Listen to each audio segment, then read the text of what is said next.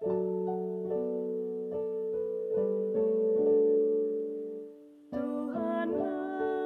kekuatanku, Tuhanlah nyanyianku, Dialah keselamatanku, jikalau Dia di pihakku, terhadap siapakah ku gentar. Tuhanlah kekuatanku, Tuhanlah nyanyianku, Dialah keselamatanku, jikalau Dia di pihakku, terhadap siapakah ku gentar. Tuhanlah kekuatanku, Tuhanlah nyanyianku, Dialah keselamatanku, jikalau Dia di pihakku, terhadap siapakah ku gentar. Tuhanlah kekuatanku, Tuhanlah nyanyianku, Dialah keselamatanku, jikalau Dia di pihakku, terhadap siapakah ku gentar. Mazmur 57 ayat 9 sampai 11. Bangunlah hai jiwaku, bangunlah hai gambus dan kecapi. Aku mau membangunkan fajar.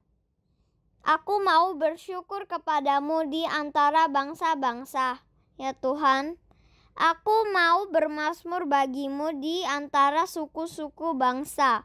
Sebab kasih setiamu besar sampai ke langit, dan kebenaranmu sampai ke awan-awan. Selamat pagi saudara-saudara yang terkasih, bertemu lagi di persekutuan doa pagi GKI Surya Utama. Sebelum kita membaca dan merenungkan firman Tuhan, mari kita sama-sama berdoa. Tuhan, terima kasih untuk hari yang baru. Dalam keadaan apapun kami mau mengucap syukur dan memuji Tuhan. Sehingga biarlah dengan hati yang bersyukur Tuhan memberikan kami kekuatan untuk menghadapi apapun yang menjadi tantangan kami untuk hari ini.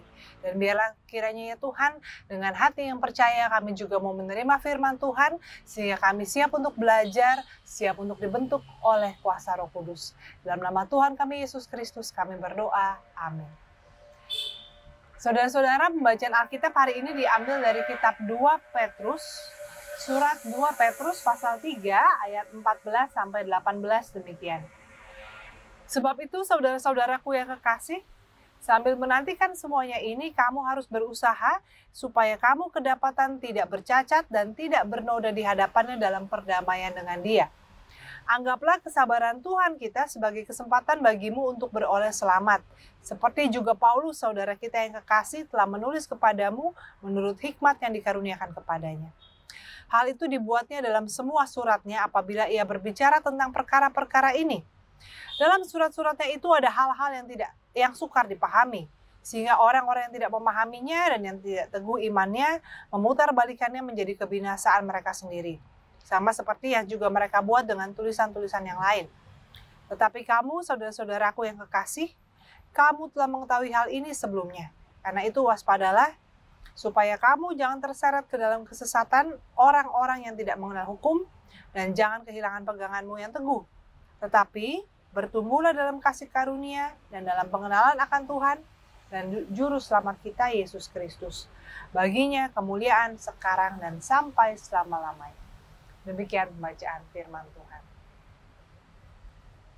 Saudara-saudara, kalau kita bicara soal pandemi, maka ada satu hal yang sangat penting dari karakter yang perlu kita kembangkan, yaitu bicara soal menjadi sabar, bicara soal kesabaran.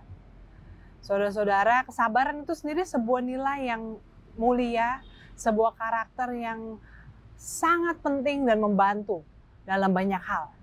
Kalau kita bersabar ketika kita usaha, ketika kita belajar, maka kita pasti bisa.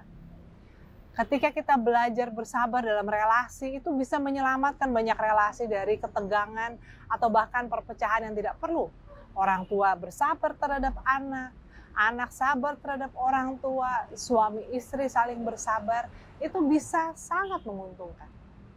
Dan bicara soal kehidupan kita di tengah pandemi ini, kesabaran adalah sesuatu yang menjadi sangat penting. Saudara-saudara, kita harus bersabar. Ketika kita misalnya ya berkontak dengan orang yang ternyata positif, kita harus bersabar 2-3 hari sebelum swab test, sebelum tes, menguji diri kita sendiri. Artinya kita harus bersabar dalam ketidakpastian dan juga mungkin dalam kecemasan. Tapi yang mau apa lagi, memang harus bersabar.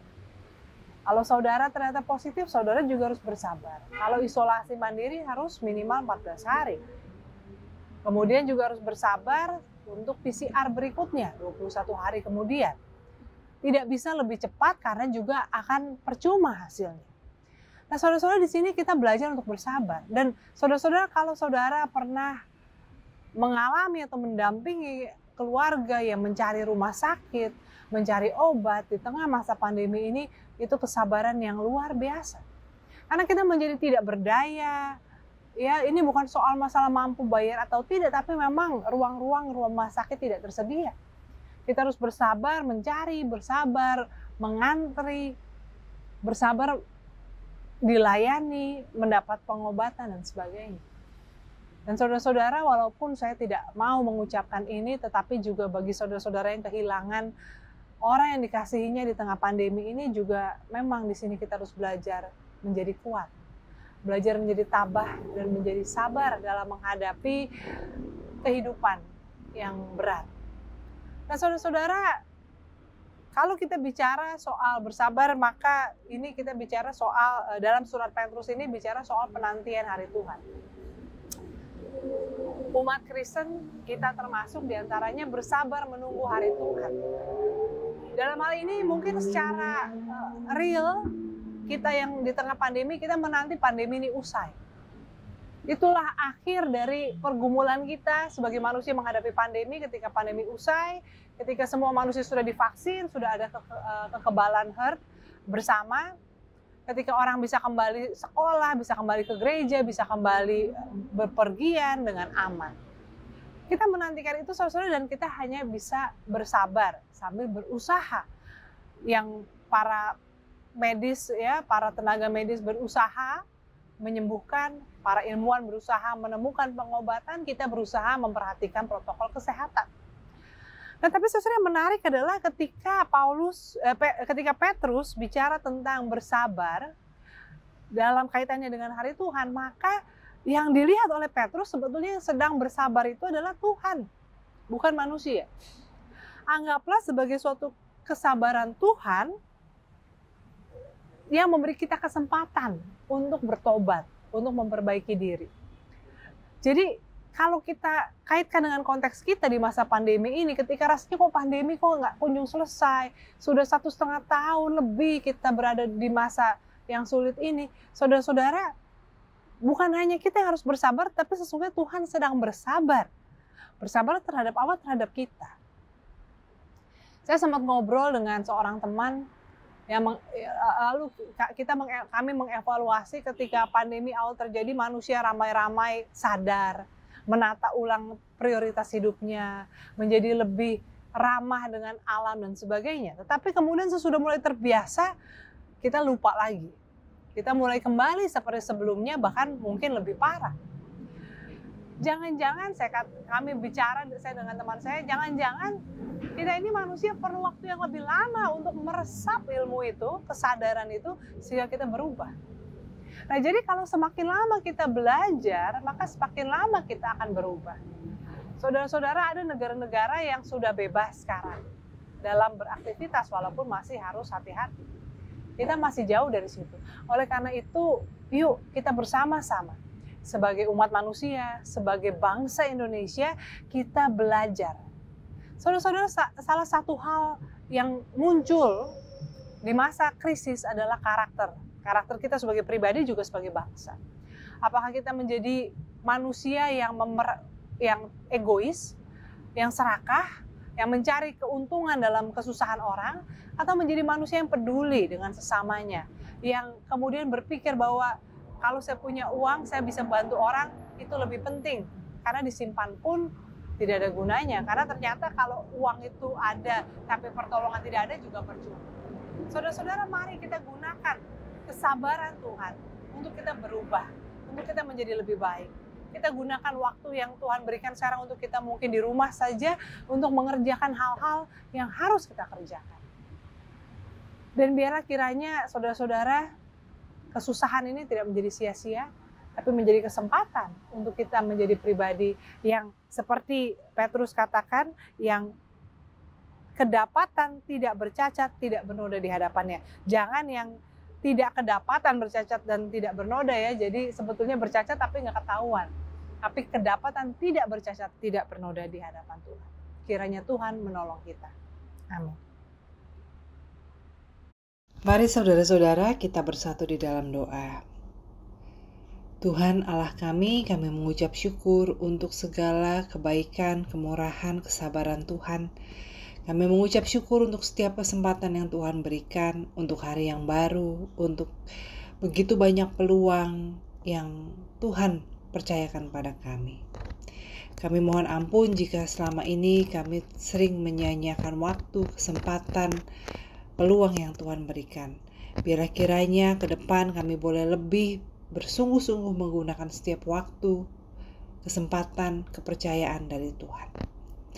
Saat ini Tuhan, kami mau berdoa untuk mereka yang sedang sakit, baik yang di rumah maupun yang di rumah sakit, baik yang sakit berkepanjangan ataupun yang sedang dalam masa pemulihan. Tuhan, bersamalah dengan mereka. Biarlah kiranya cinta kasih Tuhan boleh nyata hadir dalam hidup mereka, melampaui situasi, kondisi kesehatan yang harus mereka alami. Kami serahkan juga orang-orang yang merawat mereka, baik itu anggota keluarganya, apakah itu perawat, dokter. Tuhan berikan mereka kesabaran, kemampuan, serta sukacita dalam melakukan tugas panggilan mereka. Tuhan, kami juga mau berdoa Tuhan untuk pergumulan kami bersama menghadapi pandemi COVID yang tidak kunjung berakhir, yang bahkan terus berkembang menjadi hal-hal yang belum kami ketahui. Tuhan, berikanlah kami kerendahan hati untuk mau belajar, untuk mau mendengar, untuk mau patuh pada protokol, dan biarlah kiranya berikan juga kami kemampuan untuk menahan diri kalau saat ini kami tidak bisa bertemu dengan orang-orang yang ada dalam hidup kami tidak bisa bepergian, ada banyak hal yang tidak bisa kami lakukan. Mampukan kami untuk tetap mensyukuri segala kesempatan yang Tuhan berikan. Dan biarlah kiranya Tuhan, Kau juga terus karuniakan pada kami pekerjaan, sehingga kami boleh tetap mendapat sumber penghasilan. Dan biarlah kiranya Tuhan juga Engkau yang cukupkan segala yang menjadi kebutuhan kami, keluarga kami. Dan biarlah kiranya kami juga berdoa untuk mereka yang bergumul saat ini dengan penghasilan dalam memenuhi kebutuhan keseharian mereka. Biarlah kiranya Tuhan Engkau yang tunjukkan jalan, Engkau yang tunjukkan pemeliharaan-Mu atas mereka. Saat ini juga Tuhan kami mau berdoa bagi pemerintah kami. Biarlah kiranya Tuhan yang pimpin pemerintah kami untuk melakukan tugas yang dipercayakan pada mereka dengan sebaik mungkin, sebijak mungkin, seturut dengan kehendak dan rencana Tuhan. Tuhan, kami mau serahkan juga gereja kami ke dalam tangan-Mu. Dalam segala aspek pelayanannya, baik itu pelayanan ibadah online, digital ministry, berbagai persekutuan, maupun juga pelayanan kesehatan dalam poliklinik dan CMT. Tuhan, pakailah kami sebagaimana kami bisa untuk terus melayani umat Tuhan, menjadi berkat di tengah masyarakat, dan menjadi pembawa kabar baik. Kami serahkan Tuhan doa kami ini dalam nama Tuhan kami Yesus Kristus. Amin.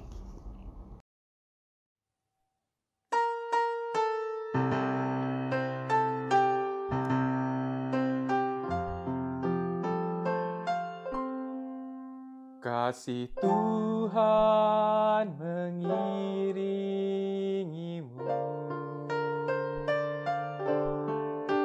dan sayapnya melindungimu. Tangan Tuhan pegang di dalam hidupmu. Majulah dalam terang kasih-Nya.